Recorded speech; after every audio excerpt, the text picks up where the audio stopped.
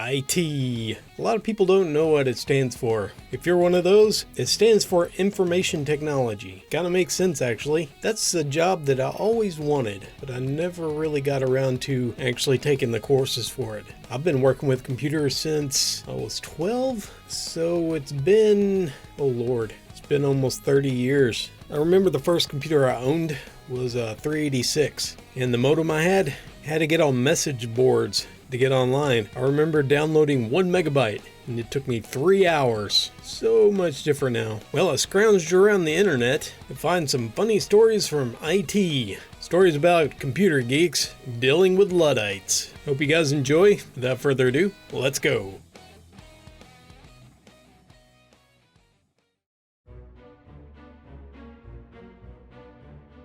I had a user come up to me and ask why his computer would not turn on. I go over to the desk and I noticed a pool of water. So I immediately unplugged the computer and lifted it up. Water came pouring out of the side vents. So the user says, "Oh yeah, I spilled water on my desk. Could that be a problem?"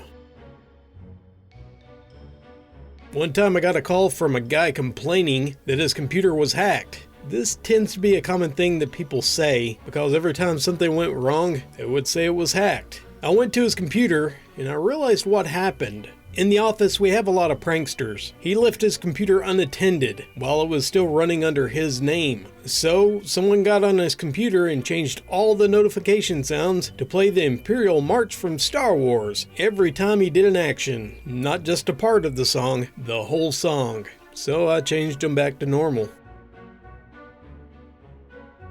Back in the day when floppy disks were a thing, there was one person entering data onto the floppy disk, and they were told to make a copy at the end of the day and to provide a backup. About 6 months later, the disk became corrupt, so the technician asked if she had a copy. Well, she opened the filing cabinet, and in the drawer she pulled out a stack of papers. Every sheet had a photocopy of the disk. I was walking through the office one day, and a user said to me, "At last! It's taking you long enough. I pressed F1, the help button, for 2 hours. I got a call about a monitor not working. We went through the standard debugging steps over the phone. Then the user said there's no lights. He couldn't find the power button, etc. Then I asked, "Is there actually a monitor on your desk?" "No, someone moved it." One time my manager called me to the office. He wanted to inform me that my report was incomplete. I looked at a screen and I noticed the problem. I grabbed the mouse and I scrolled down. I didn't want to lose my job, so I didn't ask, "Are you serious?" I just awkwardly left the room without a word. One of my favorite repeating requests is, "I don't remember my email password. Please email me a new password." Okay, to some of their defense, computers save passwords, and if you want to log into another device or you've got to access something with that account, you need the password for the other stuff. He could probably access his email on that computer he's on, but he can't see the passwords. Although there's a simple enough way to find that out. You guys probably don't care, so I'll leave it there. Someone was complaining that their PC wasn't working at all. After going through the whole process, I asked, "Have you checked the cables? Is it plugged in?" He had me thinking that he needed a new power supply or something. Then I heard someone say in the background, "Wonder how long the power outage will be this time." It was the last day of the quarter where we normally expect a significant number of orders to come in. We've always been careful to avoid any IT projects, updates, or changes on this day. Well, the power went out on our building, plus the surrounding blocks, for about 35 minutes. Well, the sales rep was irate. Nobody could get online in the office. He stomped into the desk area and kept rambling on and on about how important our wireless network is, and if we had simply supplied everyone with access to it, that the power outage wouldn't have been so disruptive. When the power went back on, he proceeded to email the CEO requesting someone get fired on our team. I guess he didn't know that wireless networking also requires electricity. Oh yeah, he was later fired for poor performance after 4 months. Every time the power goes out, we joke about it.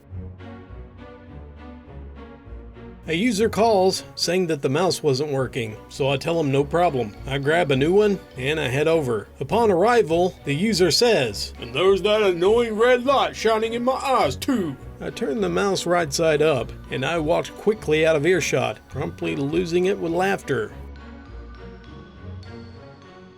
One day a user called because her computer would not power on. Okay, so I take the trip upstairs, and sure enough, no power to the CPU or the monitor. So I followed the power cords all the way to the power strip, but I couldn't see the power strip. There was a head of lettuce in a grocery bag that had fallen from her desk and hit the switch that turned it off. We still laugh about the death by vegetable ticket. I had a user at my last job who, when it came time to reboot her computer, would crawl under her desk, unplug every single cord, plug in every single cable, and come back up and tell me she rebooted. Even better, when I had her log off and log back on, she did the exact same thing. When I used to work in IT, I would like to be known as a computer dude. I was frequently called to assist them in changing their background or the screensaver. I get a call from the user. "My PC is screaming at me." I found out the computer was beeping because the keyboard tray was holding down several buttons. I got a ticket stating the user is requesting to change back to Google from Chrome. A customer who uses our software has never-ending network issues, would call us threatening legal action if I didn't reimburse them for the damages resulting from a fire? This was a small restaurant, and they only had one workstation. It was always freezing and needed to be rebooted. It was connected to a printer that never worked. We always recommended to hire an IT professional to come out and check it out, to look into their computer and their network connections. And one day they finally did. The only problem was that this IT professional was the restaurant owner's brother, and he was neither knowledgeable in IT nor professional. In the course of his troubleshooting, a fire started inside the wall that was near the network jack, and he had to smash the wall in to get to it. At least that's the story they gave me. In his professional opinion, our software has sent several high voltage pulses through the network and caused the fire. I tried to explain to the restaurant owner that what she was telling me was impossible, and she got irate. And I assumed started yelling at me in Hindi. And after I tell her I can't understand what she's saying, she has her brother call me, and she hangs up. A few minutes later, when her brother calls, he starts yelling at me too, wanting an apology for calling him a liar, and that he had a PhD, and he knows exactly what happened. He gives me the same story, that our software sent out this high voltage pulse and started a fire. I'm not even sure where to begin with. So I just use the standard questions when speaking to an incompetent IT guy. Have you consulted with an IT professional? Well, this set him off in the most glorious way. After yelling and cursing me out, he hangs up. About a few weeks later, the restaurant owner calls us and says she has a new computer and she wants our assistance installing the software. It's a big problem when the users start mistaking a can of WD-40 for canned air. Their keyboard was never the same. They complained, "It's so oily." One woman was complaining that her monitor wasn't working. I asked her if her monitor was turned on. Well, she got offended, and she said it was. So I spent 20 minutes getting over to her, only to find out that it wasn't turned on. I once had someone file a ticket because the vending machine ran out of milk. One of my favorites is when someone said, "Do you have magical powers?" as I stand beside the computer and it works. Once I sent out emails with screenshots about how to install the next update. One of them left their email open for 5 hours, thinking that the screenshot would finish the installation for them.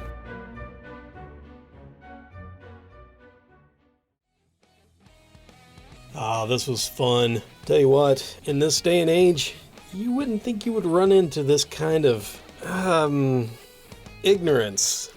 especially with computers.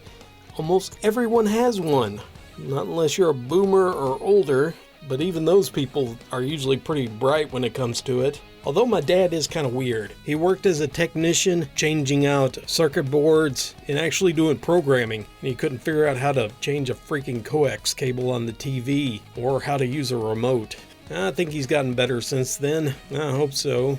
Well, at least I don't have to deal with it anymore. Thank you all for joining me. I hope you guys enjoyed this. If you did, make sure to tell me. I might do more. Since I like nerdy things, I really enjoyed it myself. I want to give a special thanks to my patrons. Your support is greatly appreciated. If you want to become a patron, there's a link down below. And there's also a join button if you want to join on YouTube and get advanced access to the videos without ads, which you can also do on Patreon. But YouTube is probably easier for some people, so again, thank you for joining me. And until next time, this is Dallas, signing off.